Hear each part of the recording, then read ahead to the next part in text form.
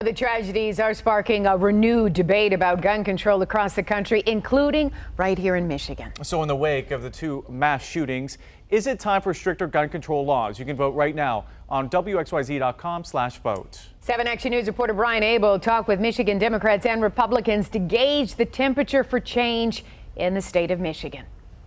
It looks like there's more of a divide than any common ground when it comes to passing any of the gun-related proposals introduced in the Michigan legislature.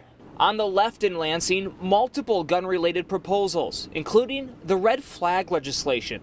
It would allow a judge to decide whether or not to seize a weapon if someone is deemed a risk to themselves or others. A co-author, Royal Oak Senator Mallory McMurrow. The time to talk about it was before Dayton. The time to talk about it was before El Paso. The time to talk about it was before Parkland. The time to talk about it was before Sandy Hook and Virginia Tech. And because we didn't talk about it then, the time to act is now.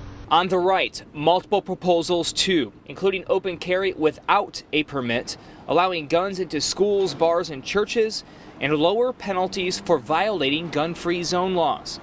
Senator Peter Lucido. What does society really want? Do they want a gun-free environment where no one has guns, or do they want people to be able to protect themselves from people with guns? Lucido says the conversation is leading to something, but what is still unclear. But we're balancing the rights of individuals who are allowed and should be allowed under the Second Amendment to have a weapon. You take that away, this country is going not in the right direction. The state, for sure, would not be going in the right direction. Rep. Mari Manoogian, who's also authored legislation, is optimistic something can get done if people speak up.